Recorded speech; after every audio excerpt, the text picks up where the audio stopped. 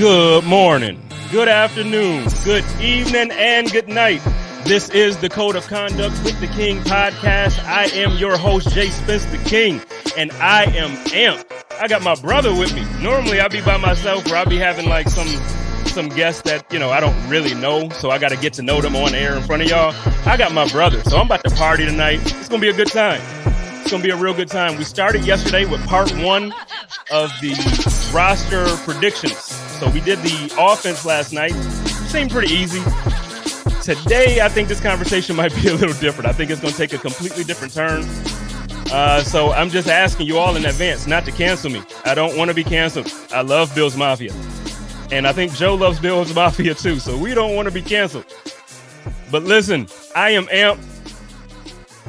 I'm going to get right into it. So before I bring Joe in and before we start talking about the roster, I want to talk about a little bit of the news that's been going on around the NFL today and I guess over the weekend. First of all, training camp is here.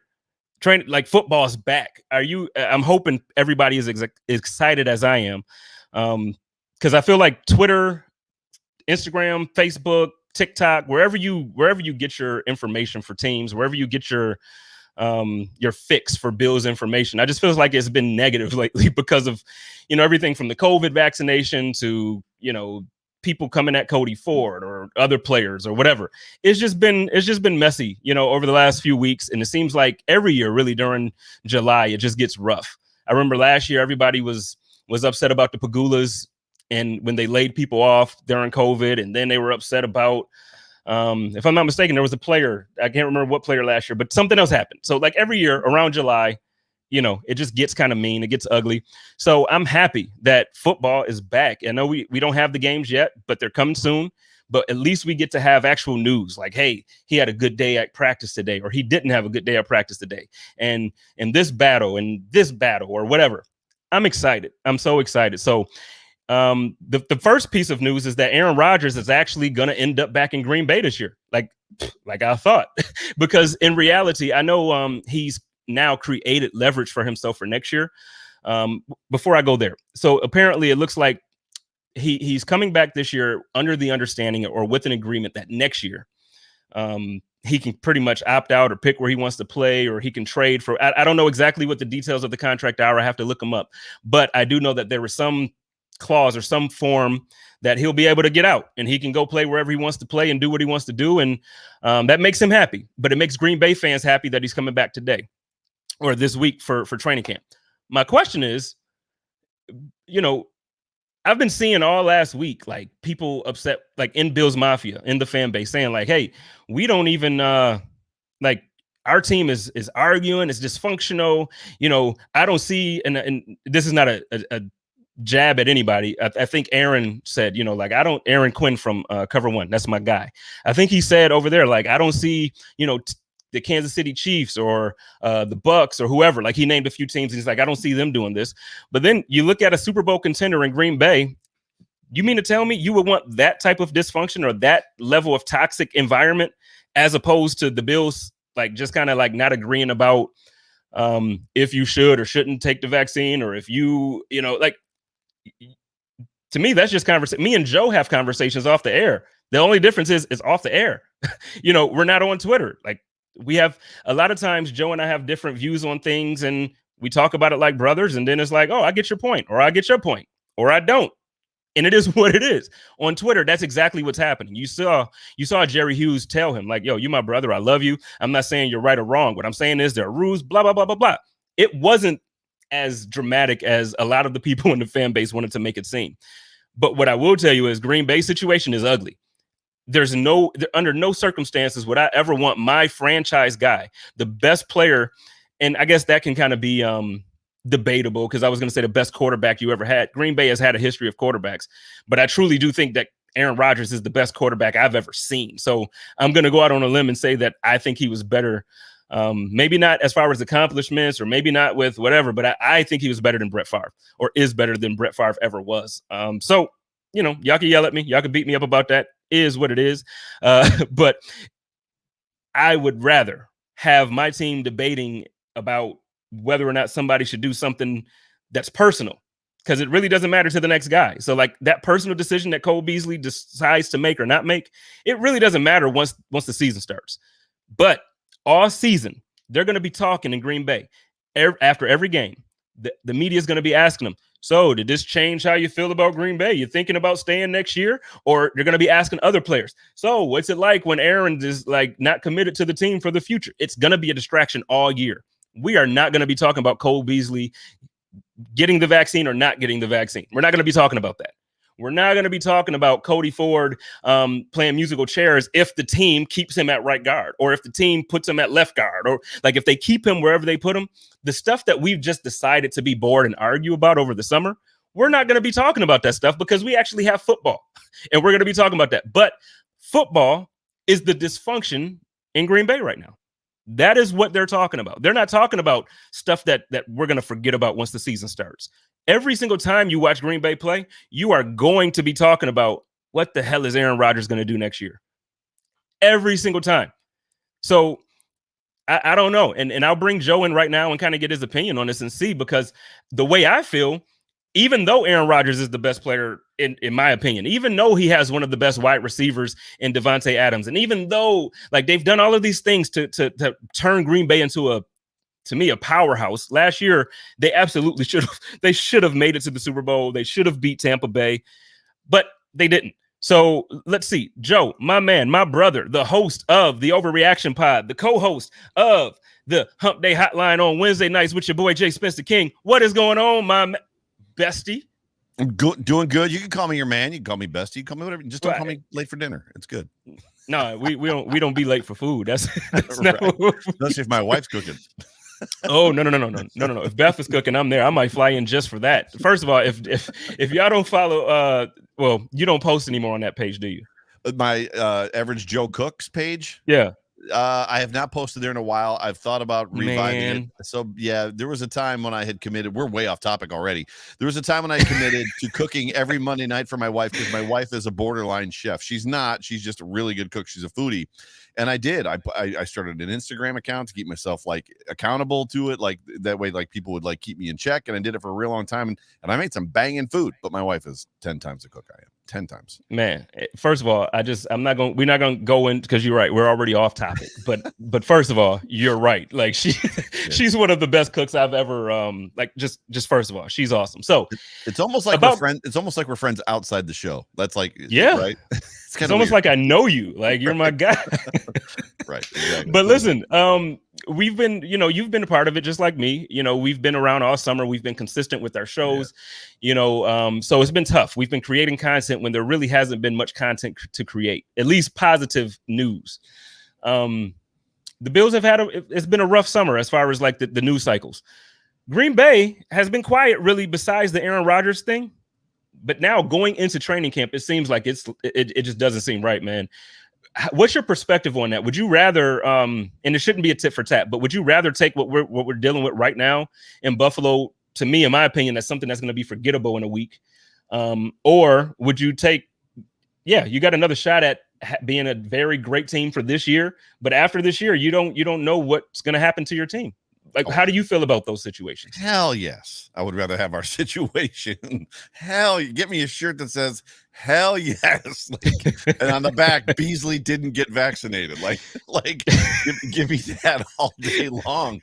I mean, could you imagine what Bills Mafia in Buffalo would be like if we had Aaron Rodgers as our quarterback or Deshaun Watson as our quarterback? Like either one of those guys, and we spent the whole entire freaking offseason in silence from the organization on what they're going to do, because that's also in the news that Deshaun Watson reported to camp so he wouldn't get fined. Like the dude's there. Aaron Rodgers is going to show up. I mean, Aaron Rodgers to me is a petulant child. He's acting like a spoiled brat. And I don't remember who said it, if it was Nate Geary or somebody, but somebody said that like the dude scorched earth his parents, which he did. He literally like cut his parents off. I don't know you, his brother, everybody. If you don't think for a second that if he's capable of scorch earthing his parents, that he wouldn't do it to the Packers, it's absolutely coming. The dude is just a spoiled brat. At this point, he's showing what a spoiled little rotten child he is, in my opinion. That's your take on it. Yeah. Wow. So I'll respectfully disagree. The way I look at it is, So, for instance, right now, Josh Allen is the face of this franchise, Yep. and he will be for the foreseeable future. Like, there's Yep. no way that we're looking at this team in the next probably 5 to 10 years that doesn't have Josh Allen on it. So, when you have a guy that you look at that level, Yeah. I feel like he should be a big part of all the decisions. Not necessarily, he's not the GM, of course, but I feel like things should be ran by him. I think if he has a preference for something, if he's that good, great quarterbacks have had that. When guys want For better or worse. Players, for better or worse. I mean, touche. But Aaron Rodgers has been for better for a long time, Right? And they haven't supported him. They haven't the years that they've supported him. He's made it to the NFC Championship or the Super Bowl. When he's had both a good defense and guys on offense with him, he's had a running game plus some receivers. They do well. Right. When they don't have a defense, they don't do well. So in my mind, I'm looking at it as if it's like, look, if I'm the quarterback on that team and I feel like I'm doing great and I'm balling out for you every week and I'm breaking records and I'm doing this and I'm doing that, and I say, yo, I love Jake Kumaro, I love Hair Jesus or whatever we call it, Touchdown Jesus. That's what we call him in Buffalo. So it's like, if Aaron Rodgers comes out and says this on Sunday and then Monday they cut him, I might feel kind of bad. Or if my favorite quarterbacks coach is Alex Van Pelt and I just love him and I want Alex around me all times because he gets me and I get him and we're awesome.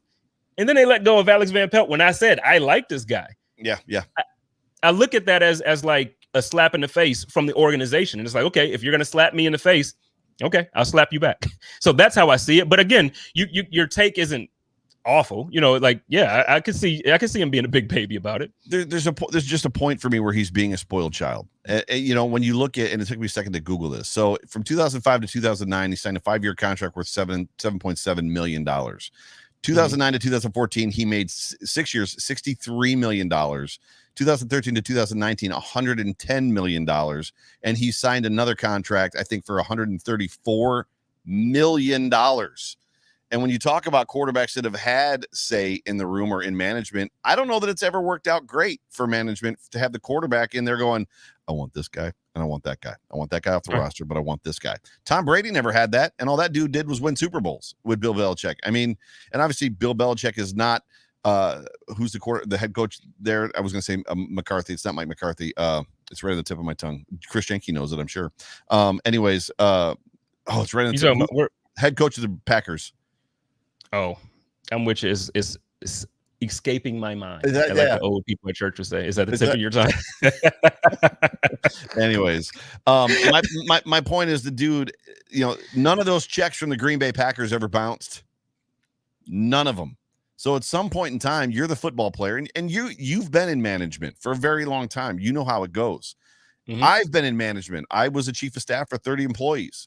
There was no point in my life, in my career, where one of my employees, no matter how important they were, walked in my office and said, look, this is what I think we should do.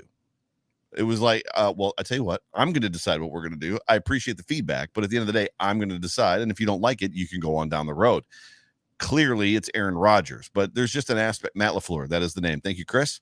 There's just an aspect to this whole situation. I just feel like he could have handled it better versus ghosting the team. That's just not mature. It's not what a 30-something-year-old man does. You don't ghost your employer. If you ghosted your employer, that's called job abandonment, and you're gone. Yep. No call, no show. No call, no show.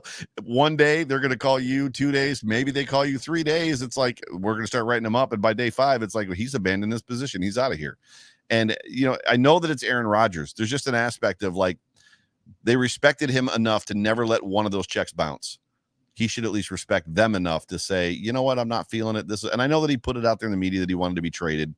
I don't know. For me, he could have handled it more maturely. Does that make sense? No, absolutely. Absolutely. I guess I agree with that. But then at the same time, it's almost like when you're fed up, it's one of those things where it's like you try to handle it maturely with the other person. It's like you keep going to them and saying like, hey man, I said I like this guy and you cut him. I said I like this guy and you fired him and whatever. At some point, if you feel like like in a relationship, man, if me and you are friends and I'm like, hey Joe, I don't like when you call me, I don't know, whatever, like just a fun name, and it's like I don't like it, and you continue to do it after I vocalize to you I don't like it, True. And then it's like, I try to be nice a bunch of times. I try to be nice. And then it's like, okay, you've been doing this thing for 15 years or 10 years. I'm done. I'm not talking to you no more. The problem is, I feel like that's kind of where he is. The problem is the paychecks keep coming. Well, I mean, it's a problem because you're right, but it's not a problem because, the NFL gives you guaranteed money. That's how they do it. Shout out to my girl, K Gunn, Kristen Kimmick from the Bills Mafia Babe. She's in the house. She loves the shirt that I'm rocking. I'm rocking the Bills Mafia Babe shirt.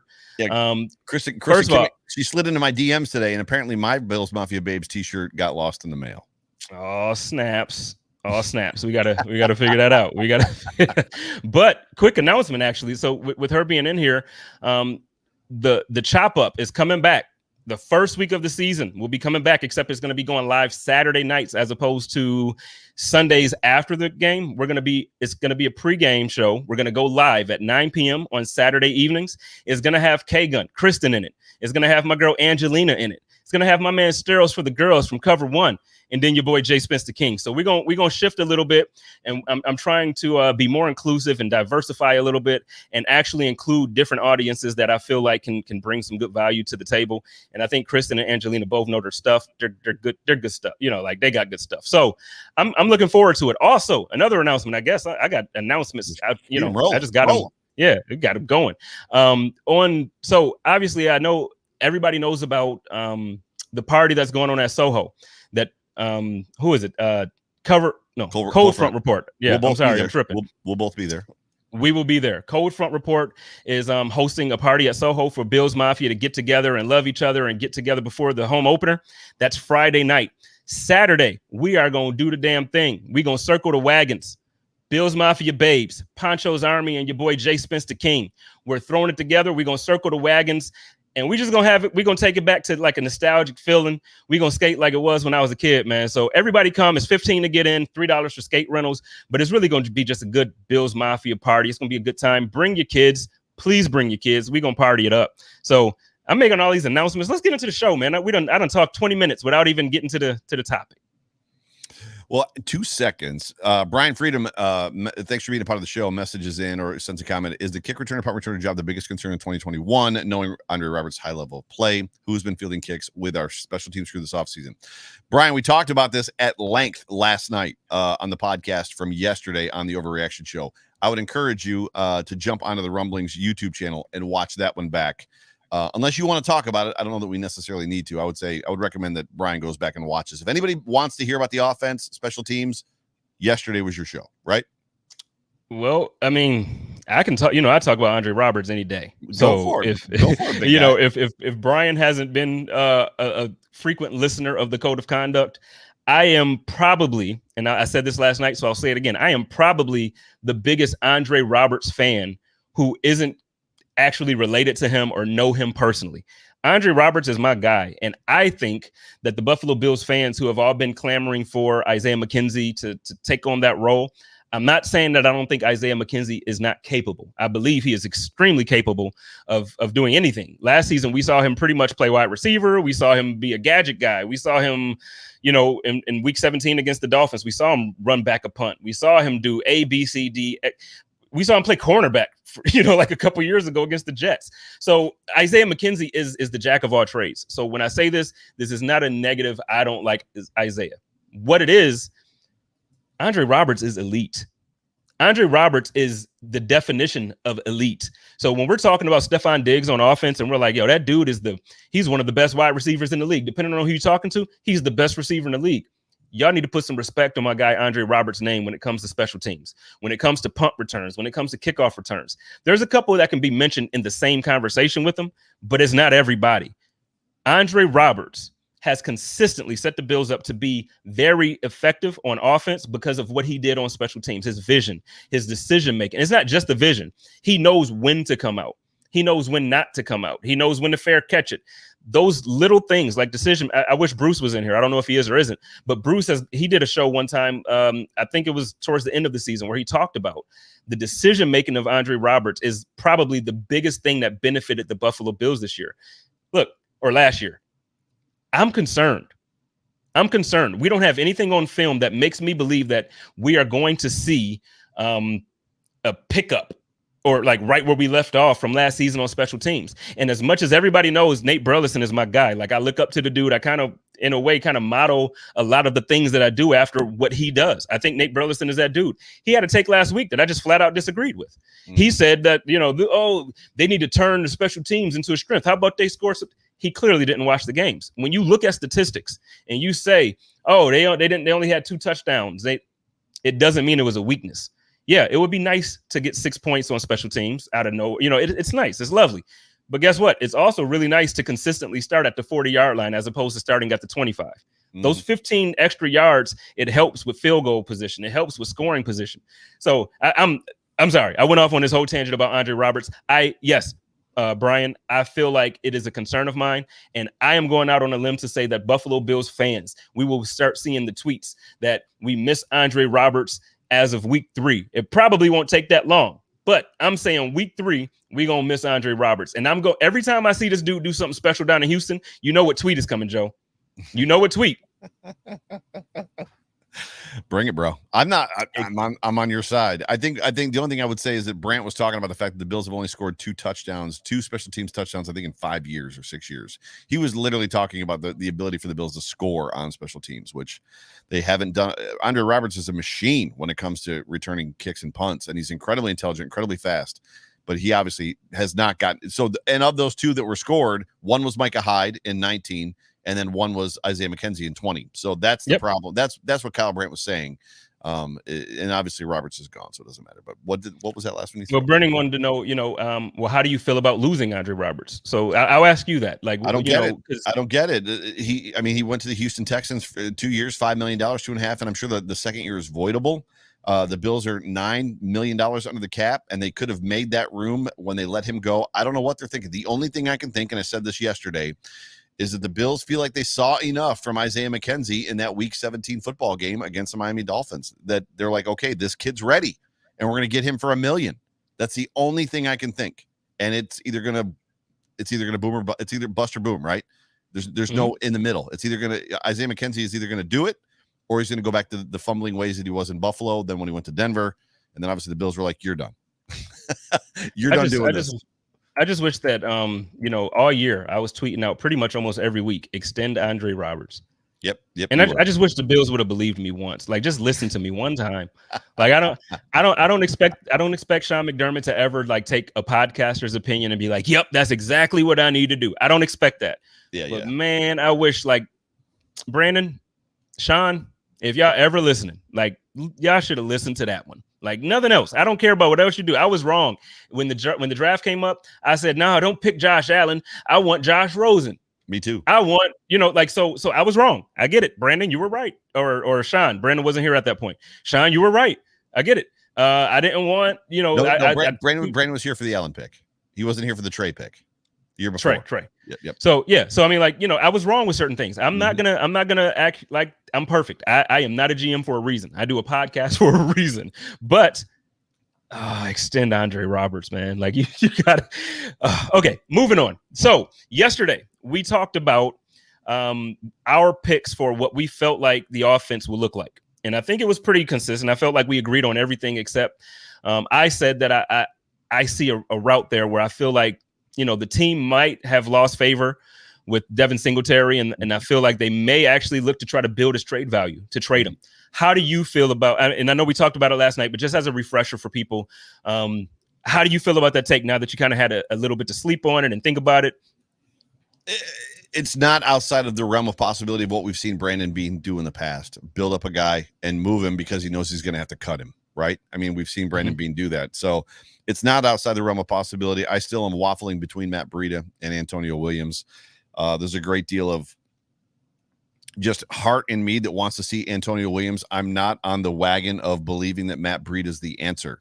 If the Bills wholly commit to running the wide zone offense as far as in the run scheme, then maybe Matt Breida is the answer. But I just don't feel, from everybody that I've talked to, all the stuff that I've done, the study that I've done, the conversations I've had, I just feel like the Bills are potentially going to go back to a pin and pull. We could be wrong, but Matt Breida fits. It's funny thing is Zach Moss sort of fits. He fits a zone run scheme, not a wide zone run scheme.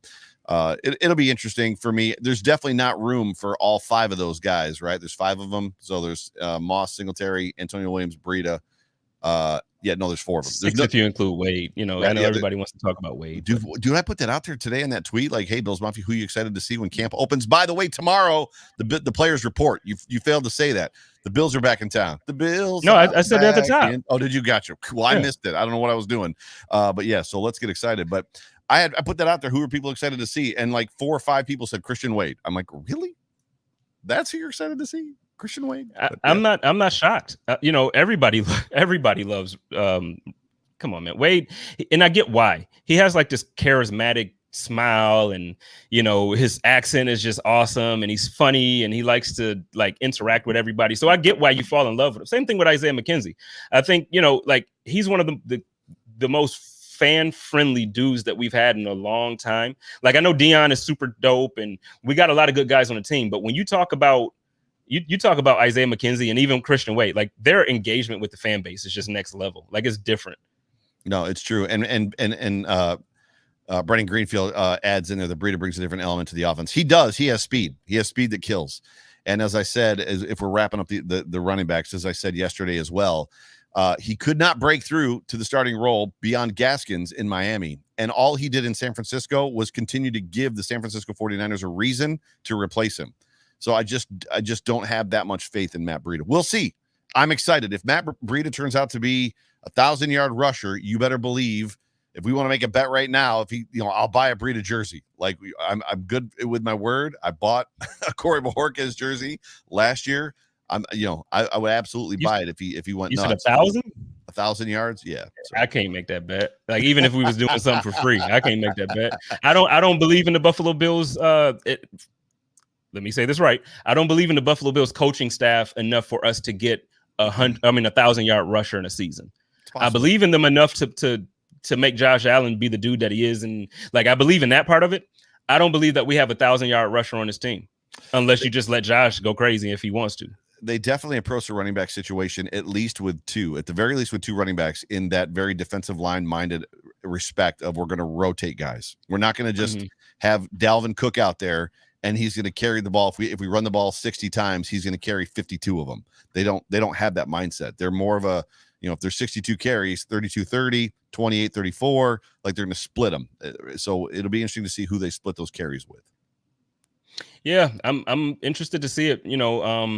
Like I said, I don't hate Devin by any means. I would love for him to make the roster and do well. Like if he can be the guy that we saw against the Houston Texans in the playoffs, give me Devin. Give me Devin. So all right, Christian Wade is Lionel Gates. I love Christian Wade. I just really don't understand why the fan base is so. There's a name for you, Chris Janke. Christian Wade is Lionel Gates. All right, well, let's get into it now. We're going to pivot. We're going to talk about the defense. And last night, Joe drove the conversation. So what I'll do is I'm going to actually relinquish this part of the show to kind of let you drive as well, as far as the questioning. This is your show. Run it. Well, yeah, but you do this part well, and I'm honest enough and I'm man enough to admit that you are a far better moderator than I am. Now, interviewer, I think you and Bruce have talked to me enough to let me know I got the interview thing down pat. But good. But as far as moderation, my dude, you got it. So I'm gonna turn this over to you, and we're just gonna, I'll run the comments and all that stuff. But yeah, go for it. Welcome to the Code of Overreaction show with your co-host Joe Miller and your other co-host JSpenceTheKing. But yeah, this is how we overreact. Anyways, on Monday, special episode on Monday. But this is fun. So same question we started with yesterday. First of all, let's do this. We finished the show yesterday, and we just need to get numbers first because we don't want to break the rules. So on offense, how many offensive players do you have? I think I had 28, 7, 14, 17. Yes, I've got 28 offensive players on the 27. You've got 27 plus 3 because we know that Tyler Bass, Hawk, and Reed Ferguson are going to make this 30. Football team. So I'm at 31. Where are you at? Mm-hmm. I'm at 30. You're at 30. I have 23 players that I can add. I have 22. This is tough, man. I have 20. I have 22. Just looking at the D line, this is so tough. So do you want just to start the D line? Do you want to start with the D line? Do you want to start someplace a little more? The D line is the conversation, right? Yeah. All right, so well, we'll the start D-line there. and the linebackers to me. I think the linebackers have a conversation in this that The problem that I have with the problem that I have with the linebacker situation, and you're gonna school me and give me information, is there's a whole bunch of names there that I'm like, I don't know who this guy is. He's gone. I don't know who that guy is. He's gone. Right. Versus the wide receivers, there's a lot of them. We've got 12 rostered wide receivers, but I know all those names and I pretty much know what most of them bring to the table or why they're here. There's a lot of there's a lot of linebackers. I'm like, who is that dude? And why is he on this football team right now? Right. Well, I'll tell you what, the biggest question in the linebacker room for me is who's going to get cut so Tyrell Adams is here. We'll get there. Let's start with the D-line. Yeah. Defensive line. So who do you have? And we're not going to go. Do you want to go ends, tackles, or do you want to just name them all? We could do ends and then tackles. We could do that. Ends and tackles. All right. So go ahead with your ends. So ends, obviously Jerry Hughes, the man, the myth, the legend, is making it. Greg Rousseau, our number 1 round or first round draft pick, he's making it. Right. Carlos Boogie Basham, my guy, he's making it. He's about to bash him. We about to see a beast. We about to see a beast. So I'm excited about that. Here's the tricky part, because yesterday I said last week I said I think F.A. Obata makes the roster. I still do think F.A. Obata makes the roster, but I think it has to come at the expense of either AJ Epinesa or Mario Addison. I don't think all 3 of those guys make the roster. I do think depending on how many people they want to keep for the line in general, you might sneak, but you're not keeping all 3, F.A. Obata, AJ Epinesa, and Mario Addison. So where I'm at, I think Mario Addison, he restructured his contract and he did some things that I can't see the Buffalo Bills taking dead space like that, just based off of what we've learned about Brandon Beane. I think it's AJ Epinesa. And I know that's crazy because he's our draft pick and he's developed and he's this. We need Mario Addison is here. A hot take with fire GIF or like video. Mew mew mew mew mew mew mew mew. I got my horns. Mew mew mew mew mew mew mew. Holy crap, dude. Drop it. I think AJ Epinesa gone. Woo. I mean, unless they're going to, and this is what I'm saying. I'm speaking strictly on a defensive end standpoint. Now, if we're going to talk about like rotation and just moving guys around, and we're saying, okay, we just want the best 9 or 10 guys for the defensive line, then okay, I'm not saying that. What I'm saying is if we're breaking it down by defensive ends, you can't. There's no way possible, because the team loves Daryl Johnson. Last year, the team was trying to find a way to get Mike Love. They were trying. So the team loved these guys. I like AJ, but what I'm saying is they brought F.A. Obata here for a reason. Right. He's long. He's freakishly gifted as far as athleticism. I would prefer it be Mario Addison. I like AJ. I want AJ to stay, but I'm talking about the dead cap. I'm talking about the way Brandon has shown us that he operates. I just don't see. I don't see him letting Mario go after restructuring and doing everything that he did for his contract. Sure. So what I've got is Jerry Hughes clearly making this football team.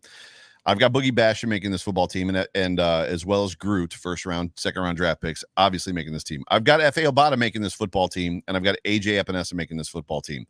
I think the starting ends are Jerry Hughes and AJ day one. And I think that rotation comes into effect, and they're going to use FA on the opposite side and probably opposite Jerry quite a bit. They're going to try to use that length. The interesting thing about what the Bills have done is they've gone and got 2 guys, maybe 3 with Boogie Basham. They've gotten 3 guys, FA, Groot, and Boogie, who can play inside and outside. So for me, I see them I see Daryl Johnson gone off this football team, which to me is going to hurt. I see Mario Addison as a bubble player on this football team. He is gone, and I believe that puts me at 9. When I get to the rest of them, I'll end up being at 9 defensive linemen. But I've got Hughes, Basham, FA, Groot, and AJ, which is a very young group outside of Jerry. But I think that's exactly what they want. Well, Apex said that Obata plays more defensive tackle than defensive end, and he's right. So with that being said, like I said, the way it's listed, they have him as a defensive end. Yep. So the way I'm saying this, I'm only speaking as if we're going like defensive end numbers, then defensive tackle numbers. But if we're going defensive line, then yes, I'm not at all saying that AJ should be gone, because I think if Obata plays in and then they're going defensive ends, I think AJ should be on I like AJ, and I think he's developing. I'm a big supporter of allowing guys to develop and not canceling them or cutting them after the first couple of years. Right. But I'm also looking at what I feel is common knowledge about who our GM is. And as much as I think it should be Mario Addison that's on the bubble, or it should be Mario Addison that try to trade him. I don't know. I just don't see him being cut. But one thing we've learned from this coaching staff, specifically the offense, and I've made this comment, I think on the Hump Day Hotline before. In 2019, the biggest play that Cole Beasley was effective at was that 10 yards up and in route that he ran against the Cowboys. He scored on it like 4 or 5 times. That was the route they ran in 2019 over and over again with Cole Beasley. They didn't run it in 2020. And this offensive staff and this defensive staff is very good about changing things up and being different, being multiple, and throwing stuff at teams that they haven't seen. All that to say this: there's a reality for us to see Jerry Hughes, Star Latulele, let me back that up. There's a reality for us to see on this defensive line: Jerry Hughes, Ed Oliver, Groot, and F.A. Obata. And when they go to line up, the offensive linemen not knowing who's coming and from where. Because when they go down to their 3-point stance in the middle of the cadence, they could switch and flop all over the place, because 3 of those guys can play inside and outside, which is going to put them in. Actually, Oliver can play inside and outside. Groot can play inside and outside. F.A. Obata can play inside and outside. And you know what Jerry Hughes brings. So there's just an aspect of like, there's going to be some breeding of some confusion. Imagine those guys with Edmonds next to them in the middle and Milano just back 5 yards playing that amoeba defense that Bill Belichick made famous. I mean, those guys, it's like, I don't know what's happening. I'm just scared. I'm about to crap my pants as an offensive lineman, because these dudes that are standing over me are all fast, all quick twitch, all long. Right? Yeah. So, well, Brennan brings up a good question. He's asking, is it a thing to put 4 ends on the line at once? I've heard about them kicking Basham and Rousseau inside. Could we see Hughes, Addison, Basham, and Rousseau on the line? Yeah, that's at the same time. Yeah, and Basham is another one of those guys that they've got listed as an end, and there's an argument that can be made for him moving inside, almost like the backup Ed Oliver, if by some chance Harrison Phillips potentially doesn't make this football team. However, when you look at his size, you've got to wonder if they're beginning to groom him to be a one technique. We'll see. Trigg says that Greg Rousseau has said that he loves playing defensive tackle more than defensive end. I haven't personally heard that or seen that, but I mean, if he enjoys that, I mean, cool. But I think where he's going to be effective is on that end with his length, with his speed. I honestly, I can't wait to see him, man. Like, I know I was disappointed draft night. I can't wait to see him. Yeah, for sure. Me too. I don't know that he's built like a defensive tackle. There aren't many 6'9" defensive tackles, 6'8", 6'9" defensive tackles in the league. So that are svelte. Like, he's not a big fat dude. He's ripped. yeah, for sure. So I got Hughes, Basham, F.A., Groot, and AJ, which is a very young group outside of Hughes. Yours was different, which was good. And I understand your take and I get it. I don't know that Mario Addison has any trade value. I agree. And I also feel, so that's why I'm saying I feel like he makes the roster and they have to make a tough decision. Like this year, sure. It may not be AJ Epinesa, but I promise you, Bills fans, please don't go into this like falling in love with everybody like we do every year, because somebody that you love from last year and somebody you love from whenever, somebody's going to be on another team. Yep. When we're watching this thing come September, somebody's going to be on another team. Several somebodies. Yeah. So, and that's what I said, like, and I get it. It's like, you know, the comments went nuts when I said, I think it's AJ Epinesa. Like, right. I get it. He's our draft pick and he's developing, but what I'm saying is Mario doesn't have trade value. Brandon Beane we've seen him create trade value out of players that it was like, because we were going to cut, who's our guy that went to Cleveland and now everybody misses him? Wyatt Teller. At the time, Teller didn't have any trade value, and we ended up getting like a fifth round pick. Like, so Brandon Beane has been known to do these things. But what I'm saying is, I don't see Mario being built up like that. And with the restructuring of his deal, I don't see them accepting or eating dead cap. Now, they could prove me wrong. They could be like, you know what? At this point, it don't matter. Like the cap is dead. We got our team, and we built for the future. It's okay if we eat it for this season. Maybe they prove me wrong. Right. Maybe they do. I just don't see it. I don't see it. Defensive tackles, who you got? Defensive tackles, I'm going Ed Oliver, obviously. I'm going Starla Tulele. Both those guys are making the team. Mm-hmm. I've been hearing people say that my man Harrison Phillips is on the bubble. I don't think so. I don't think so. I think Harrison Phillips is going to come in. I think last year he was recovering from an ACL injury. Like, it was his first year off an ACL tear. Two of them. And he tore them both. As somebody who has been recovered from an ACL, I can promise you, it's not like, just because you work out and you're healthy and you're cleared enough to play, it's not the same. You don't have the same explosion. You don't trust your knee the same way. You don't want to run on it the way you used to run on it. And I promise you, this year, you're going to see a Harrison Phillips that we all were looking forward to seeing when we drafted him. That's how I see it. Justin Zimmer's gone. He's gone. That's the one you've got. That's interesting because I've got, so mine is a little bit different. I've got Ed Oliver making this football team, Starla Tulele making this football team. I've got Harrison Phillips and Justin Zimmer. I've got Vernon Butler gone, which is funny because he did the same thing Addison did, restructured, lowered his number. However, it's still a hard hit. I got Butler and Addison both off of this football team. I just think that was an incredibly failed experiment last year. Incredibly failed experiment. Yeah, no, I agree. My man Brian Bauer said, hey, let's not forget, before Harrison got hurt, he was taking snaps away from Star. He was not fully healthy last year, and I agree 100%. Yeah. Star, now, granted, I'm excited to have Star back.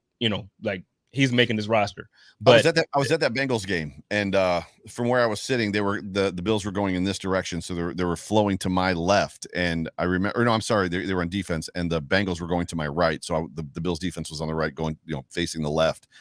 The play happened, and Harrison Phillips was sitting on the ground, and you could tell he was like, I'm not so sure that I might not be hurt. The dude got up, and like the Bengals weren't in a hurry up, but they were rushing to the line, got back down in a 3-point stance, and like went down like a ton of bricks a second time. So he actually tore his ACL in the first play, wasn't sure if he was hurt, and then tore his second one when he tried to like splint his bad leg. His left leg tried to take over for it and actually tore the second play. So he literally tore it, and after that they carted him off. It was crazy. And it was heartbreaking because he was coming on to that point. The dude was coming on hard. He was actually turning into what we want, everything that we wanted him to be. Look, I think the Bills have done a great job with getting guys on this roster that's going to make it very difficult as fans to like take cut down day. So, really everything that Joe and everything that we're saying right now is like next week, I can completely backtrack and be like, nope. I think because honestly, it's talent across the board. So, look, I know I just said Zimmer. You think Zimmer makes it, you said, right? Yeah, right now I think that he brings more potential and he brings more value, and he's more of a process guy than Vernon Butler is. And see, I have the same take basically that I had about Mario Addison. They restructured him. They kind of got him to create some extra space. They'll take a hit as far as the cap. I just don't see it happening. Sure. But I think those are the two guys on defense that need to go. I do. Yeah. Last year, the Buffalo Bills were the highest paid defensive line in football, and they were one of the worst defensive lines in football for one reason or another. I think we were on a hump day, and when we first signed Efe Obada, I feel like it was a Wednesday, and I came on a show and I'm like, Joe, did you realize, like, because I looked at his stats and I was blah, blah, blah, blah, blah. He would have led the Bills in sacks last year with 5.5 sacks. That's right. So for the Buffalo Bills to pay what we paid for that defensive line, and a guy that we bring in from Carolina with 5.5 sacks on the year would have been we would have had a leader. Right.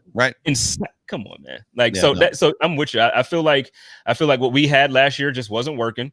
And I feel like, hey, if you don't do your job good, and again, this is never anything personal. I just feel like the potential that Justin Zimmer does have, the potential that Harrison Phillips has, you keep those guys. Right.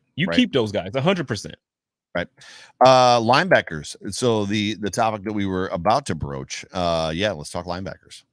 Okay, so linebackers, obviously my guy, Tremaine Edmonds. I'm with Tremaine. Like, Tremaine is my guy. The way last year, the campaign that I had for Andre Roberts this year, it is going to be Tremaine Edmonds, because it was too much disrespect during the offseason. People wanting to trade or cut my guy. People didn't want them to give him the 5th-year option and talk about extending my guy. What? Okay, anyway, he's making the roster. My guy, Tyler Matakovich, or however you say his name, I always mess it up.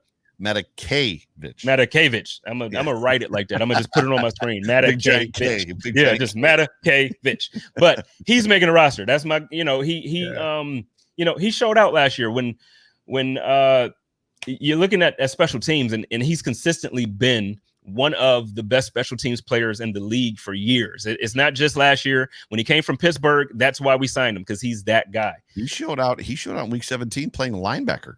He played did well at linebacker in the second half of that football game. Yep, 100%. Then I have Matt Milano. Obviously, we extended him. He's a sure lock. I am still trying to figure out how Brandon Beane pulled that off. Like, I have no clue. This is where it gets tricky for me. Right. I'm going with Tyrell Adams, and I think AJ Klein, even though he was Defensive Player of the Week, and even though he showed up and did some things that we didn't think he could do because the team finally figured out how to use him, I think Tyrell Adams is that dude that's going to come in here and be like, all right, AJ, move. I need my spot. I think he's going to be the guy that you're going to see on the field a lot because he doesn't miss tackles. That run support, yeah, we're not gonna suck like we did last year on run defense. Right. You know how we were getting gashed by Frank Gore? Joe, he averaged 5.6 yards on us last year, man. The Frank Gore. The way that you say names is just Kelvin Benjamin. Because Kelvin Benjamin. That's just disrespectful. Like, you had Josh Allen throwing to, come on, man. Like literally. You had Josh Allen. You had Josh Allen throwing to this his rookie year. Like, this is what Josh Allen was doing his rookie year. In 2009, at the end of the season, if it was 3rd and 2, especially in the Texans game, you had Josh Allen handing the ball off to that. Come on, man. So and now he's a tight end. For those of you listening to the podcast, he just held up a trash can. Yeah, I did. I'm sorry. I keep forgetting as he's using I'm using visuals and I can't. I'm sorry. I apologize. Got to remember from my preaching days. My bad. But anyway, that's amazing. But yeah. So no, I think Tyrell Adams is a lock. Like, I don't even think it's a question. I think this guy is on the team. I think he makes waves this season. I think if Bills fans don't know his name, you need to know it. Go Google him. Go YouTube him. He is on this team. Right. So for me, you're keeping four linebackers. Traditionally, I don't know what the Buffalo Bills have kept as far as 4 or 5. I've got them keeping 5, and I've got them keeping all the guys you said and AJ Klein. Keeping in mind, 4 might be the answer because the Bills run a 4-2 base defense. As much as they're a 4-3, they run a 4-2 nickel. That's what they're in more than they are in anything else. There's a good chance or a good reality that they don't need a guy like AJ Klein, or that a guy like Tyrell Adams, if he's eligible, goes, to the practice squad. I'm excited to see what this kid brings to. I'm right there with you as far as that goes. We know what we have in Milano. We know what we have in Edmonds. Obviously, we know why Matakevich is on this football team. Klein, you and I spent a lot of time last season in the first 7 games. They actually kept 6 at the start of each year. Wow. That would cut down on our wide receiver numbers. It would cut down on our wide receiver numbers, but if they do keep 6, then obviously I'm keeping AJ Klein. Right, for sure. And then that would put one more in there. I mean, a potential, if we're talking hypotheticals. And just so everybody knows, linebackers, Matt Milano, which, by the way, the Bills don't really have a strong side and a will because they don't really play them that way. Matt Milano, Andre Smith, Joe Giles-Harris. I don't know who that guy is. Tremaine Edmonds, Tyler Matakevich, Tyrell Dodson, who is listed behind Matakevich, which is interesting. They've got the backup for Tremaine Edmonds being Matakevich. Markel Lee, strong side, AJ Klein, Tyrell Adams, Mike Bell. So if you're keeping 6, right? So now you're keeping Klein and one more. Who's that answer? If I'm keeping one more, then I'm actually keeping Andre Smith. I was gonna say I did not see enough from Tyrell Dodson to be like, that's the guy. That's the guy I want. No, I like Tyrell. Tyrell is good, and I don't know how his development has gone over the summer, but what I know is the team likes Tyrell. Yes. and he's shown a lot of positive signs that he might make. But if out of the guys that are left, Lee, Giles-Harris, Bell, I'm absolutely taking Andre Smith. Andre Smith is he's not a guy that, like, he's not Tyrell Adams, but he's still solid. He's absolutely solid. He's had history in this league. If I'm not mistaken, it was Carolina, the Carolina Express, but he's solid. And he has the experience that Sean McDermott likes to have in rooms, but I don't think that we need experience. Like, we don't need a seasoned vet when you have Milano, Edmonds, Tyler, Klein, Adams. I think that's pretty good. And I agree. He's good. Yeah, Apex says that Giles-Harris is really good. We'll see. because you're talking about them trying to get through guys like Edmonds, Milano, right? They're going to have to show out well against some guys that are already here. It'll be interesting to see. Man, it's tough. 6 seems like, I think if they're gonna stretch a year where they're gonna cut at a position to gain more players at another position, particularly wide receiver, more than likely it's going to be at linebacker this year, in my opinion. Some of these guys, obviously, with a 16-man practice squad, some of these guys can go to practice squad. The practice squad, they can protect them a little bit. I'm sure the COVID protection rules will be in place this year again, so it'll be interesting to see kind of how that whole thing fans out. So Chris Jenke says that Giles Harris is a good special teamer. He's essentially similar to what Andre Smith brings. So the thing is, when you look at his time in Jacksonville, it was pretty much every other week he was activated or put back to the practice squad, activated, then put back to the. So he's not as much as I want to agree and say he's a good player, and I want to speak positively about everybody, but yeah, he's good and he's a special teams guy. But the Buffalo Bills have special teams guys already. Like we have guys that I feel like are locks for special teams. So I just don't feel like he's not going to be able to crack the top 4. He's not going to crack the top 5 in linebacker. So if he can't beat out the other guys who I feel like are locks on special teams, I just don't see him being active for the roster. My guy Brian Bowers, man, are you guys psyched about how stacked this Bills squad is? And a million fire emojis. Yes. I am. Give me Elmo with his hands in the air and the fire behind him. That's how excited I am about this football team. Like, this team is really, really good. So, ladies and gentlemen, you are watching the Code of Conduct podcast live on the Buffalo Rumblings Multicast Network. We are in episode 2 of a 2-part series where JSpenceTheKing and myself, Joe Miller, are doing our roster projections, our second annual roster projections. We're moving to the backfield, the defensive backfield. Cornerbacks. Wait, real quick. Did that feel weird for you to say? Like you were listening to the Code of Conduct. Like did that roll off weird? I had to concentrate. I definitely had, and I meant to say so much so that I forgot to say, whether you're watching this now live on YouTube or you're watching it later on YouTube, please do us a favor and subscribe. Like and subscribe. I would tell you to hump that like button, but it's not hump day yet. So that's Wednesday. So please do me a favor. So we gained, I think it was about 10 subscribers from yesterday's show. So if we can keep rolling, we're trying to get to 1,000 subscribers before the season starts. So before we get to the defensive backfield, please do me a favor, jump on that like button and also subscribe to the Buffalo Rumblings so that you can get all of our content. We got a bunch of new fresh programming coming up as the season starts. We haven't even unveiled it yet. There's a lot of good stuff coming up. So you don't want to miss a moment from Buffalo Rumblings. Good stuff. So think of the usual suspects. When you think Buffalo Rumblings, who do you think about? Those shows are coming up during the season this year. So, which is really, really fun. Cool. And we got a wild card coming up. It's not even just like the usual suspects. We got a wild card coming up that's going to shock some things. So but yeah, the backfield, the defensive backfield. Backfield, cornerbacks. Who you got? Obviously, Trey is there. I feel like you're keeping Tre'Davious White. Are you serious? Sometimes I question it. I question it, man. I don't. Who wants an all-pro cornerback on the roster? You don't need. But no, guy. You don't need Trey White, man. I think this year, same thing, kind of like I was saying about Tremaine Edmonds. I think this year Trey White is going to come out. He feels at least I hope he does. I hope he feels disrespected because a lot of people have been saying, hey. He's been exposed. I think I had my sister T on here. T Estelle from Built in Buffalo was on here not too long ago, and she was like, "Yeah, he's been exposed," and I'm like, "Yeah, but he was still like probably the 5th best cornerback in the league last year. Like it was just different. Like he wasn't the 1st or 2nd, but I don't think he was exposed because he gave up a few more yards. So I think this year Trey is going to prove a point. I think he's going to come out and make it a thing." I also think hang on. I got to sidebar you for a second. Can I just say real quick, it's great to have the watchers back. So we're live on YouTube right now for those of you that are going to download this on Tuesday. The numbers are probably double what they normally are as far as when we do these things live. And the love fest that's going on in the comments section between Stephen Campione, Brian Bowers, Richard Rush, all the guys, all the usual suspects, it's like they're kind of coming back together, like the season's about to begin and everybody's feeling it. And it's like, okay, time to get back in Bills mode. I'm just stopping you because I'm enjoying it. So if you have not joined us live ever before, please join us live. It's a lot of fun. And the comment section is great. Sorry. Oh yeah, no, the comment section, especially like I'm so excited for I'm excited for the first preseason game because like when there are games, the engagement is so different. Oh, And yeah. like people are hungry to talk about Bills. And during the summertime, it's a grind. It really is. And I don't say that in a way to say it like, yo, I don't want to do the show no more. But during the summertime, it's tough sometimes. So I'll say it. I don't want to do it in the off season. well, I'm looking forward. Like, oh man, the preseason. Oh, you don't even understand how excited.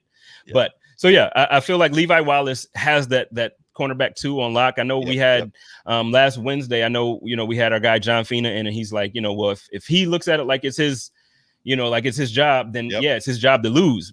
I agree. I do think obviously that Dane Jackson is going to make the roster. He's not a practice squad guy like last year. He's not going to be called up week 8 or week 6. He's on the roster. He's on the 53. This is where it gets tricky for me with the cornerbacks, because I just named 3. We drafted Wild Goose. Do you think Wild Goose makes the team? We had Hamlin on the roster last year, or he's a safety more so, but I know they were kind of trying to try in different places. Saran Neal was one of those guys that's kind of like a plug and play. He can play safety, he can play cornerback, he plays special teams. How do you feel about the cornerback? Because honestly, it gets a little cloudy for me there. The funny thing about what you're saying to me is, if my memory serves me correctly, you have Stevenson going to the practice squad. Yes. And now we're asking the question about Wild Goose potentially going to the practice squad. So that's 2 draft picks that the Bills are potentially cutting, when since Bean and McDermott have gotten here, they've only cut 2 draft picks. So now if you start figuring in that they don't cut draft picks unless they literally like implode in camp and they turn out to be nothing that they thought they were going to be, now you're bumping 2 more guys off this roster that you and I think are going to make it. Well, here's the thing. So when I have that take, it's because one, the entire time that they've been here, they've never brought back. Well, they did last year. They pretty much brought back everybody, but this year they brought back everybody. Right. And last year we made the AFC Championship. So it's not about. I think a lot of times fans look at that loss a little skewed. Like, we're hurt. Sure. We're hurt. So it's like, yeah, we got to get better and we got to replace and we got to fix. Where I look at it, and I think the team looks at it like, no, we made it to the AFC Championship and we weren't healthy. Like, half the roster was playing the game completely injured. Diggs had broken ribs.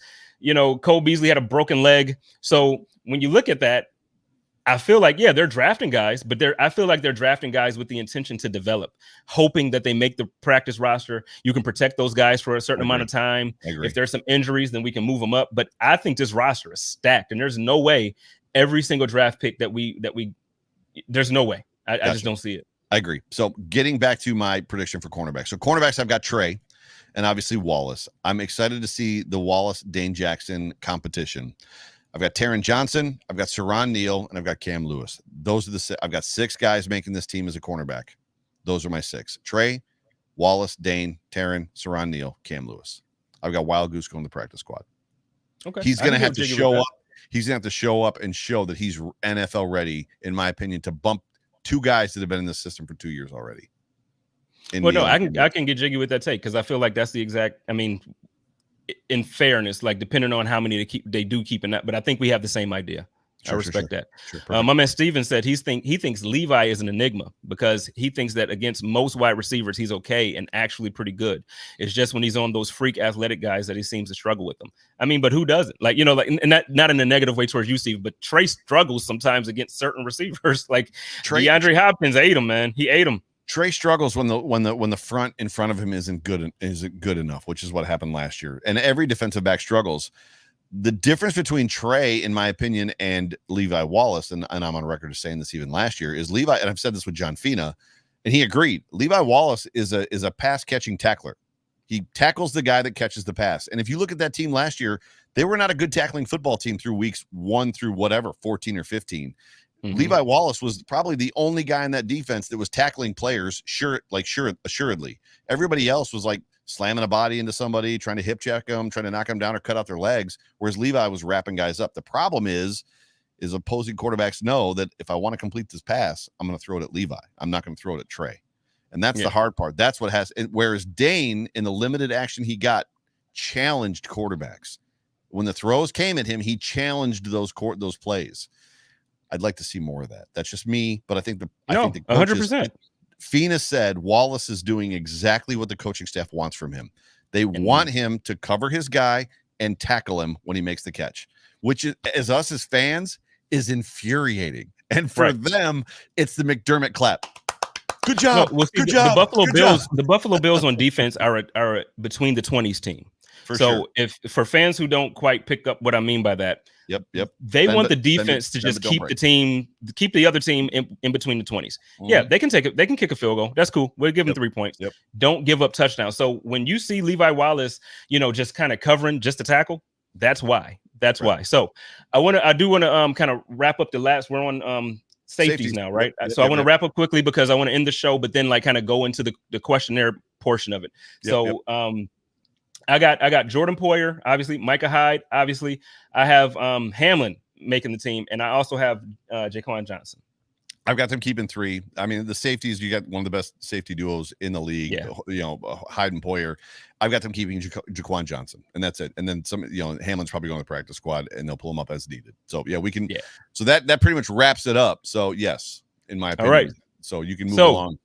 Ladies and gentlemen, first of all, so everybody in the chat, everybody that's live with us, do not go anywhere. I'm about to do my, I'm about to do my normal, because I'm about to tell everybody that's listening on the Buffalo Rumblings podcast network, you're missing out, because now we're about to go into overdrive. We're about to go into overtime, and we're about to spend some time with everybody. We have some special guests, plural, coming in.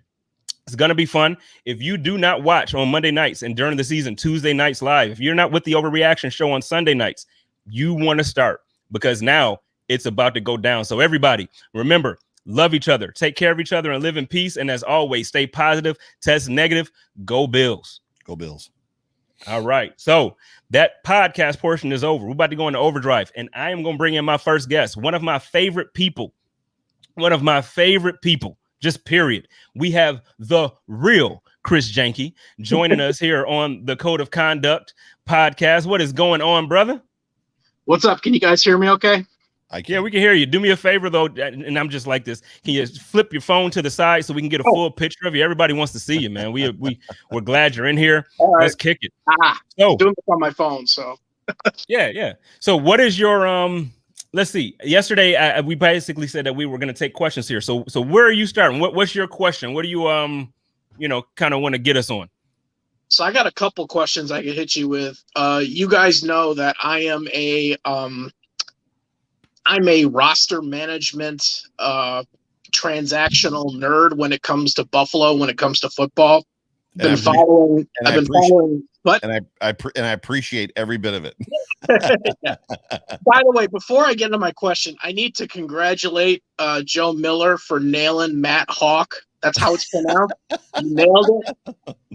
And we have our specialists, we have a hawk, a bass, and a snapper. So there you go. Nice. Very good. All right. So anyway, yeah. So like I said, I spend so much time just kind of looking at and analyzing, and so shows like this, who you guys think is going to make the 53, I think is really awesome. Good. This is the kind of stuff that I think about kind of all the time.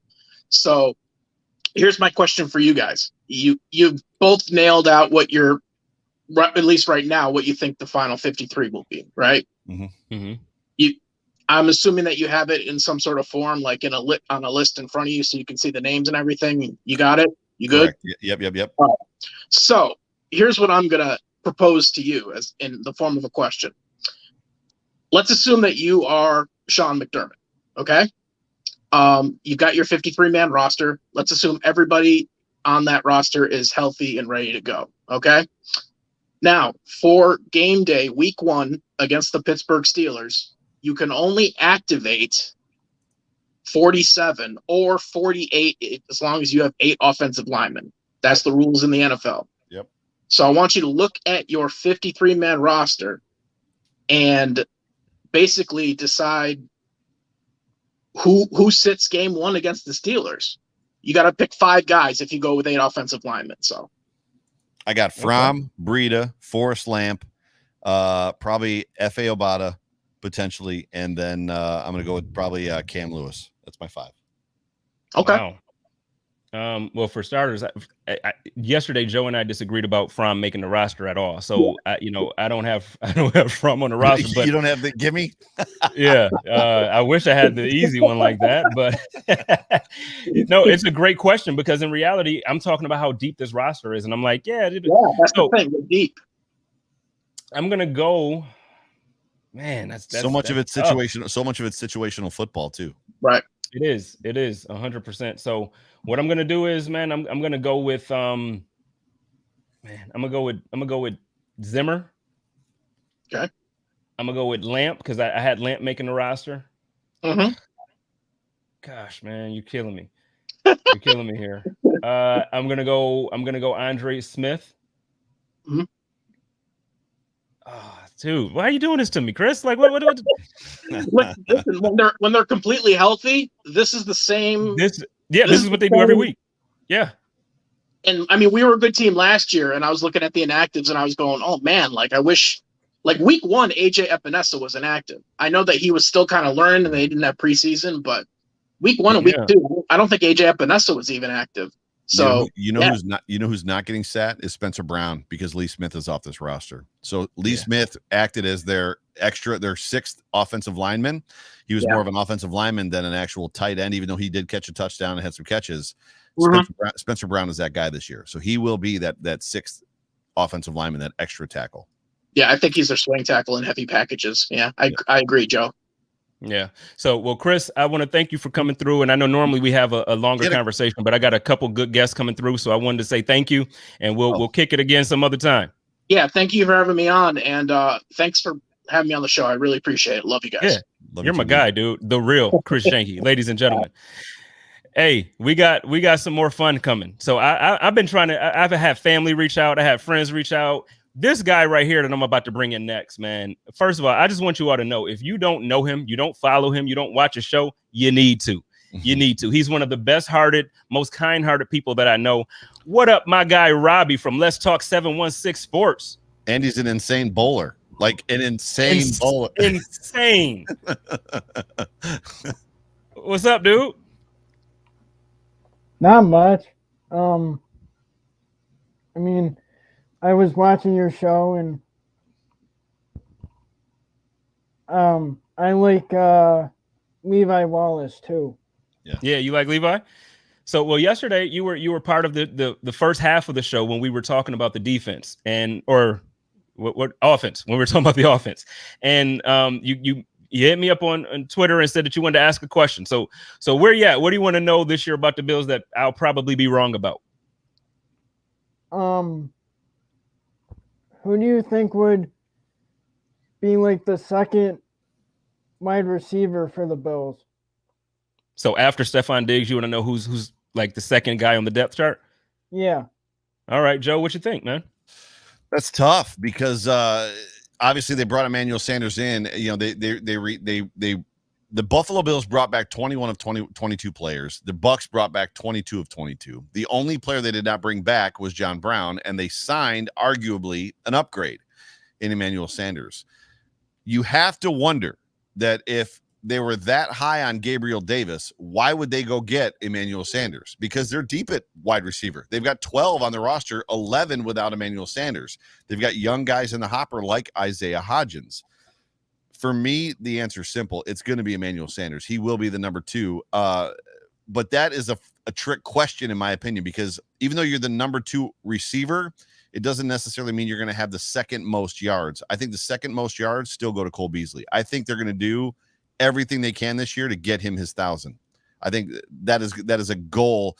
We have seen Brian Daboll, even with the touchdown records and stuff like that, and Josh's records, they've gone after him, and McDermott has let them go after records. I think a record they go after this year for Cole is to get him that 1,000-yard chip for the first time in his career. I think I think they're going to try to have 3,000-yard receivers. I think it's doable. You know, with Josh Allen flinging it the way he's flinging it, I think you're going to have Emmanuel Sanders, you're going to have Diggs, of course, and Beasley all crack 1,000. And I'm going to go out on a limb and say our guy Davis isn't like going to be like too far. Like, you know what I mean? Like, I think this is going to be a prolific offense. So you're adding another game. So we have 17 games instead of 16. So that's another 300 extra something yards that Josh Allen's going to get, because he's going to average that this year. He's going to be a beast. So I fully see like an opportunity for us to have 3 in a possible as far as receivers going, you know, for 1,000 yards. Yep. And Robbie, your hat game is strong on that hat game. Yeah, you Bills fans.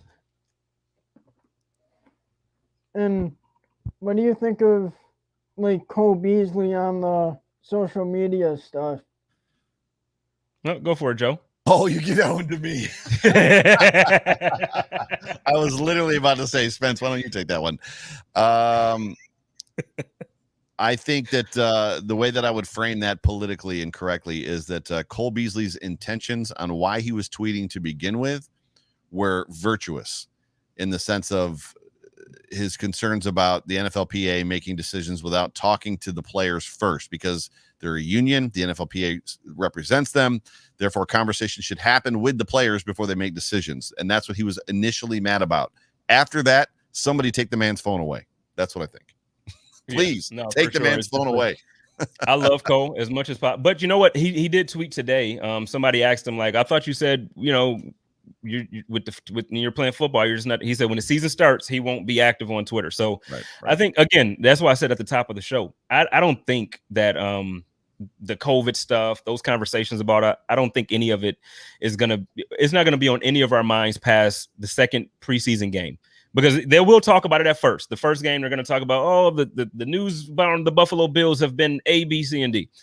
After they talk about it for the first 2 weeks of the preseason, then it's going to be about, holy smokes, did you see that throw by Josh Allen? Mm-hmm. Holy smokes, did you see what Stephon Diggs just did?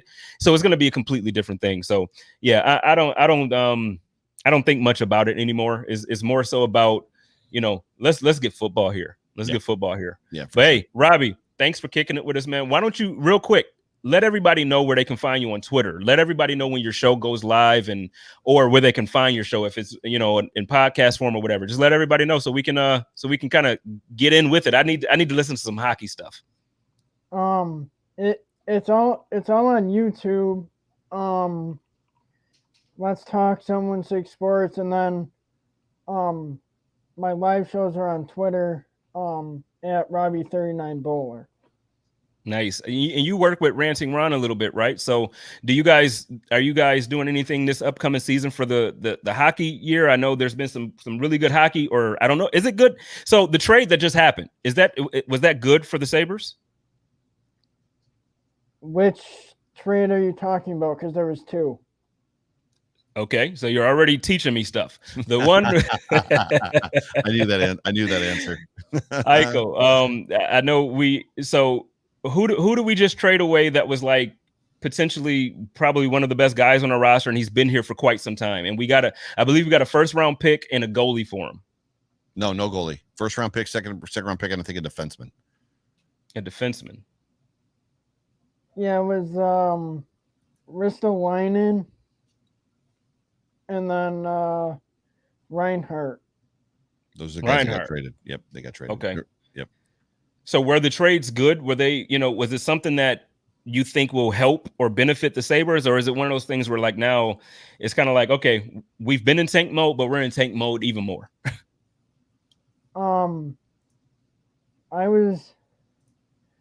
was happy with the Ristolainen trade, but when they traded Reinhardt to get that goalie prospect, I didn't think that was good for them. So I'm wrong. I was under the impression they still don't have a goalie on the roster at all. So apparently they did trade for a goalie. My bad. I'm wrong. I know the hockey. You know the hockey. You know the hockey. Hey, Robbie, man, I love you, bro. Thank you so much for jumping in and asking us some questions, man. I'm gonna kick it with you. We got to get back on Let's Talk 716. So let's coordinate that. I'll hit you up tomorrow and we'll figure it out. Let's make that happen. All right, man. Yeah, and say hi to my friend Kristen over at the Mafia. Mafia Babes. You say hi. Yeah, I think she was in here. You say hi. Yeah, you popped up on the screen before. Yeah, she said hi to you. So yeah, she heard you and she sees you. So I'll make sure that like I said, you and I will connect. We're gonna get back on Let's Talk 716 Sports. So Robbie, thank you so much for kicking it with us, man. Appreciate you, bro. All right. So before I bring in, because I got a couple other people coming in, before I bring them in, I want to ask you, Joe, because do you know about the hockey? So I am a hockey fan. I have been a hockey fan for a very long time, and I was a huge Sabres fan. I was just as much of a Sabres fan as I was a Bills fan for a very long time. And basically, and I've told this story a couple times, the Danny Briere, Chris Drury year when the Sabres won the President's Cup, which basically means they're the best team in hockey. They scored more goals. So they scored more goals than any other team in hockey. They won the President's Cup as the best team in hockey, and they went to the playoffs. Imagine the Buffalo Bills being the number one offense in the NFL by a lot, like scoring 6, 7 touchdowns every football game. The crowd back then would cheer 1, 2, 3, 4. We want 5. They'd score a 5th goal. 1, 2, 3, 4, 5. We want 6. They'd score a 6th goal. It was insane how good that hockey team was. They go to the playoffs and they revert to a defensive hockey team, because in hockey, that's what you're if you want to win the cup, you're supposed to be a quote unquote defensive hockey team. So literally Lindy Ruff, who was a defenseman, turned that team around and moved them to a defensive team. And consequently, they lost in the second round of the playoffs. After that, I pretty much just hung it up. I was like, you know what? I just can't do it. It was the most infuriating thing I'd ever watched in my entire life, to watch them win the first series as a defensive team, like literally go from winning games 6-1, 6-2, 7-1 to winning games 2-1, like, right, 1-0, because they were playing defensive hockey. So literally I just got exasperated by the whole thing, and I basically stopped watching. And then Drury and Briere left, and the Sabres have been garbage ever since. So I walked away at the right time. But yes, big hockey fan. At least I used to be. If they would be good, I would gravitate back, especially being home. I'd gravitate back because I love going to hockey games. So all that to say this, yes, I'm a hockey fan. I'm disconnected right now. I'm disgruntled. So I'm the prodigal son. So I remember the last like real memory I really had. Well, I know we had the number 1 draft pick a couple years ago, so that was good, right? But was it? Well, I mean, to pick the number 1 talent at the year, it was exciting for the city. And I think that same year, didn't they go on like a 13 game win streak or something like that? It was either 18 or 19. Yeah, I think it was 19. They did that, and then they ended up last in the division, if I'm not mistaken, or second to last in the division. So they totally pulled the Buffalo Bills, basically. Okay. Yeah, they pulled the Buffalo Bills when so pick your Trent Edwards Buffalo Bills, Ryan Fitzpatrick Buffalo Bills, whichever version you want to pick, and then totally tanked when it mattered. Yeah, man, I the hockey is too much for me. The hockey is just too much. Yo, we got another guest. We got somebody that I love. He's a friend of mine now. He's somebody that I talk to actually on a regular, maybe not every day, but we talk a little bit more than we used to.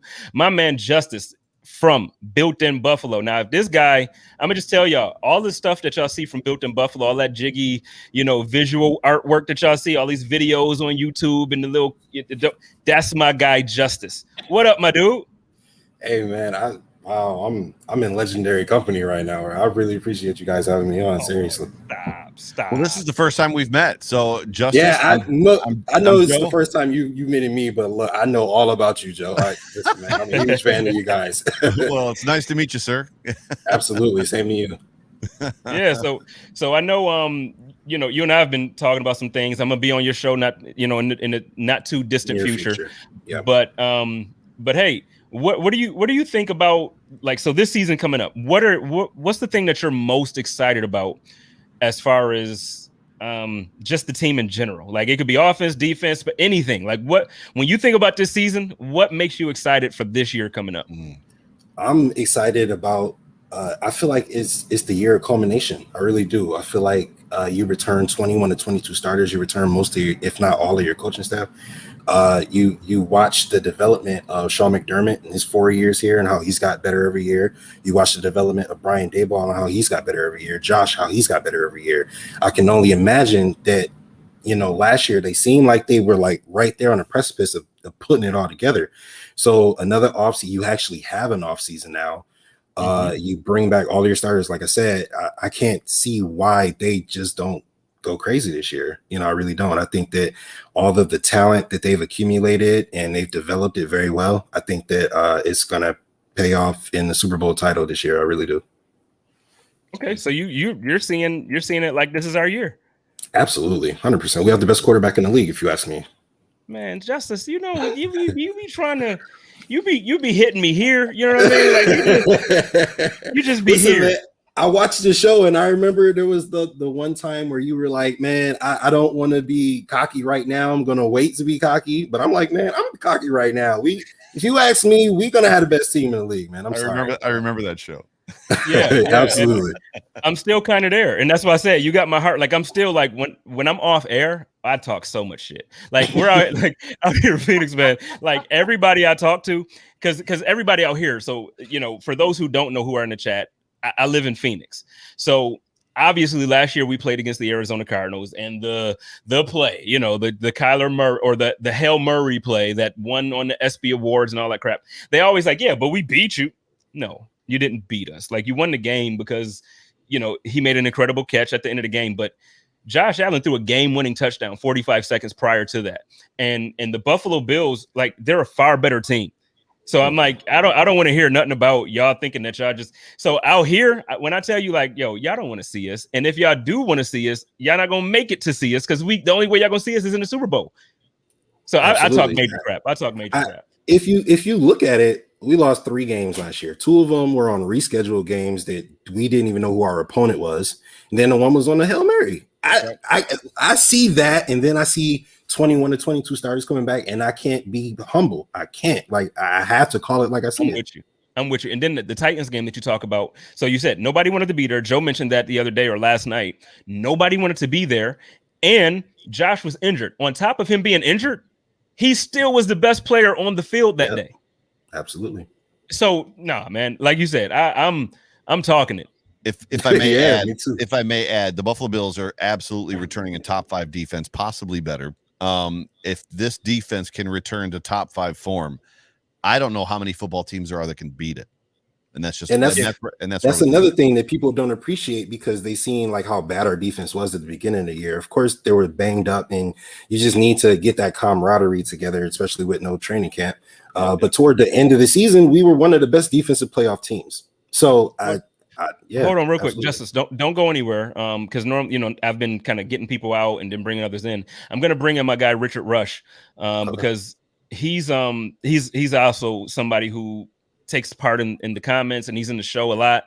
So I respect his opinion, and I feel like the way this conversation is going is actually really good. So Rich, I know you kind of just heard the ending there of what Justice was saying and everything that he and Joe and myself were talking about. How do you feel about that?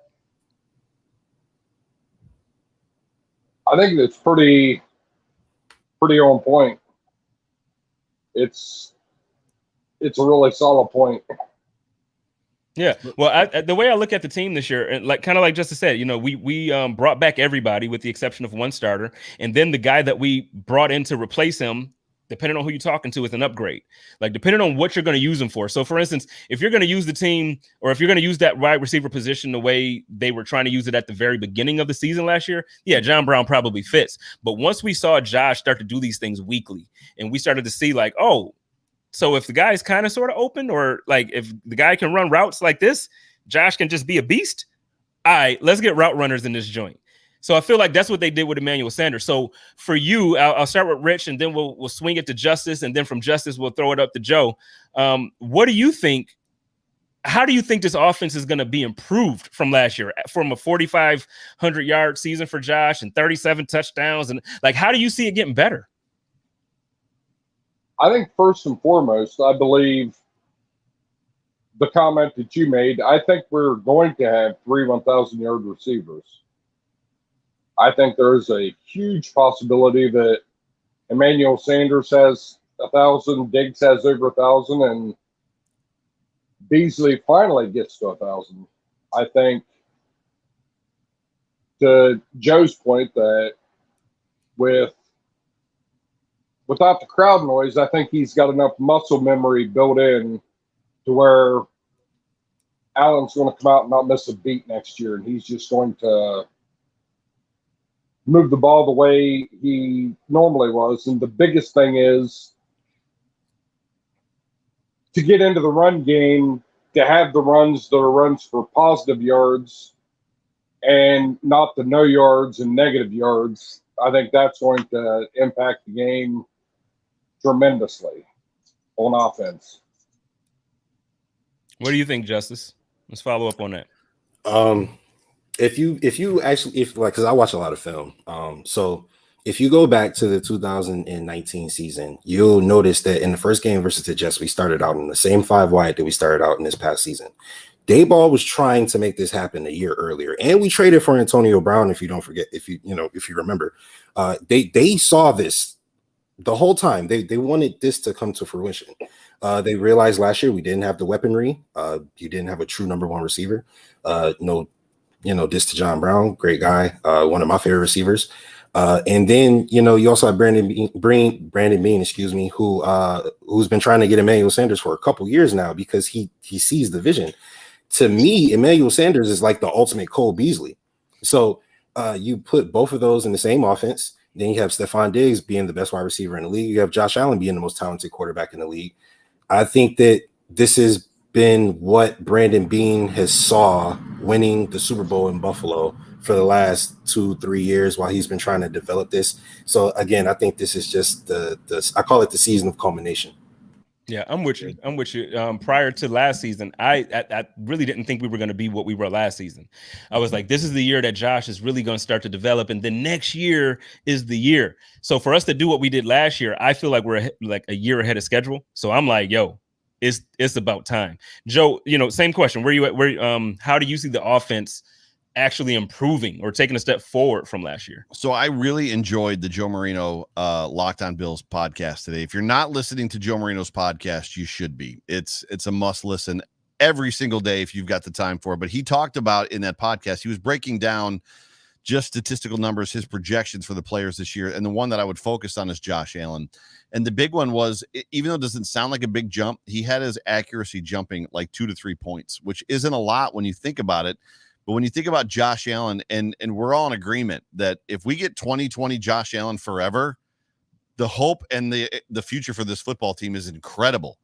But if he can continue to get just marginally better, and that 3-point completion percentage is from just ball placement, which is what he's been working on, is enormous. So if you can take Josh Allen and make him a little more accurate in his ball placement and get him into that 71 percentile as far as from a completion percentage standpoint, he's just going to be that much harder to beat as a quarterback. That coupled with, for me, just run efficiency. They've got to average 4.5 to 5 yards a carry on the run. They've got to be able to close out games with the run. So if they're up, the Rams game, if they're up by 3 touchdowns, 3 possessions, they've got to be able to close out a football game. They can't afford to do 3 and outs. Even if they're not scoring, they've got to get 40, 50, 60 yards to run that clock down. And the Bills just were not able to do it in 2020. So to me, small steps from Josh Allen from this point out, which can make a huge difference, and then the run game. Can I tag on to that real quick? Yep, go for it. I agree with that completely. And I think just that little bit of efficiency upgrade is going to be huge because we didn't utilize the screen. You didn't utilize the screen pass and like your outlet passes, check down, excuse me. Yep. Devin Singletary running out of the backfield, he could easily go get 8-9 yards. And we know Devin Singletary, he could probably break that for another 15-20 yards. So I think that once they start to utilize those small plays, they can be chunk plays. That little extra efficiency will be all the difference to Joe's point. Yep. Yeah, no, I agree. The thing that I feel needs to happen for the offense to take a step forward. First of all, I agree with all three of you. But the thing that I would like to see from Josh now, I think he's already showing us that he's going to continue to improve with like the little things. Like I think he's going to work on his techniques and he's going to work on ball placement. He's going to get better there. I want to see him be a coach on the field now. Like now, I want to get to the point where he walks up to that line or he breaks that huddle and he looks at the defense and he's like, oh, no. Hey, Omaha or whatever they say, Omaha, let's switch it. Dead, cancel, whatever they do. And I want to see Josh not necessarily kill. I don't want to see him obviously be Peyton Manning. That's next level, but at the very least, man, like take control of the offense to the point where it's not just it's not just, and I'm sure he's audible at times. I'm sure he's read defenses and, but when he gets to that point where he's the coach on the field, as opposed to just the quarterback and the leader, I want him to be like literally an extension of Daboll or an extension of Sean McDermott on the field. And I feel like once we get there, it's in the conversation where it's like, oh, he might win a Super Bowl like every, like the way we're like every other year is like, okay, no, Tom Brady is probably going to be in the championship game. Even if he don't win it, probably going to be there. Patrick Mahomes is probably going to be in the Super Bowl. I feel like Josh is in that conversation now. You might not see that version of Josh Allen until Daboll's gone. There's a point where Daboll's going to go where he's going to get a head coaching job unless the wheels come off this season for that offense. He's going to get a head coaching job. It's going to be after Daboll's gone where Josh is going to kind of take that I know more than everybody else here now, like kind of role, which is what you're talking about, where he kind of becomes the coach on the field and starts tapping into the things that he's seen, the things that he's done. 4 years, that's something that hasn't been talked about a whole lot. 4 years in the same system with the same offensive coordinator is amazing, and it never happens in the NFL. And Josh is about to do it. Well, to your point, Rook, and then I'll let, because I know Justice has something that he wants to chime in on there. To your point, I agree with you that, it's probably when Daboll leaves, but I guess to me, in my mind, it would be more impressive of a job for me for Daboll if you got the rawest like talent coming out of the draft and you developed them so much in 4 years to the point that now you can just take a step back. So I think if they can do that this year, it should be a guarantee. He should have had a job now. Like he should not be in Buffalo. I'm glad he is. Agreed. But I think you're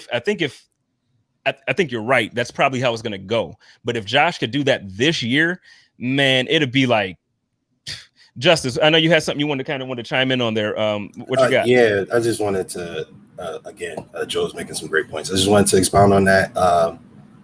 Because our succession plan is probably going to be like Ken Dorsey. So obviously he doesn't have any real game time experience. So you're going to need Josh to be the quarterback on the field to that exact point. And they're going to have Ken Dorsey calling some plays this year. So I think that's exactly what they're going to expect out of Josh. Yeah. No, good stuff. So before we get out of here, because we dedicated to an hour and a half, we're going over. So I'm gonna get out of here soon. We talked about the kill. This is a good one too from Josh. We're good. and I saw somebody else in the comments talk about how Josh is like pointing out comments. I love that. I did a post. I did a post the other. Yeah. I did a post maybe a couple weeks ago where I'm like, what's your favorite like Josh Allen, like just I don't want to say what I think of when I say, but he just has this certain type of energy that's like, okay, I'm here, I'm the boss. And this is the last question, then we can roll out of here. I want to thank everybody for joining me on the Code of Conduct tonight with me and Joe. It's been a blast. Everybody in the comments who stuck around with me for an hour and a half, like, thank you. But we'll end the show off. We'll go around. We'll start off with Joe this time. Then we'll go with Justice and end off with Richard. Tell me, what is your favorite? What's your favorite Josh Allen, like, oh, I'm that dude moment? It's probably it's gonna be yours. It's when he spun the football in the Chargers game on the sideline. There was just an aspect of you thought you could get me, but you couldn't. He just has the moxie the man has, and the confidence that he has in his own game, and that's not unheard of. Most of these quarterbacks that come in the league and fail have confidence in their own game. They're just mistaken. The confidence they have is a fallacy because they're not as good as they think they are. Josh Allen, the confidence he has in his ability, in his body, in his talent, in his arm, in his legs, in his eyes, what he sees. The game is, it was pointed out, you just said it, that he's calling out penalties. That's how much the game is slowed down for Josh Allen, that he's seeing penalties, points at the ref, or whether it's like call that penalty or after the ref throws the flag, he's like, I see that flag and now I'm going to throw it down the field. He's just stepped up. But that for me, but I wanted to say this too before we get to Justice and then Richard. Jim Kelly's cadences will always be burned in my brain. Like watching Jim Kelly play football and be great, his cadences, I can still hear Jim Kelly like calling out the cadence like from the 90s. Josh Allen is right there now with me. I can hear Josh Allen's voice as the commander of this offense, and I can't say that about any other quarterback we've had like since Jim Kelly. Like Jim Kelly now, and then I hear Josh Allen's voice in my head too, which is the whole we're good part. Like it's I hear EJ. I remember EJ. Like, Really? That's interesting. Yeah. Yeah, this is just an exciting time to be a Bills fan. It is. It is. Justice, where we at, boss? What's your favorite big energy moment?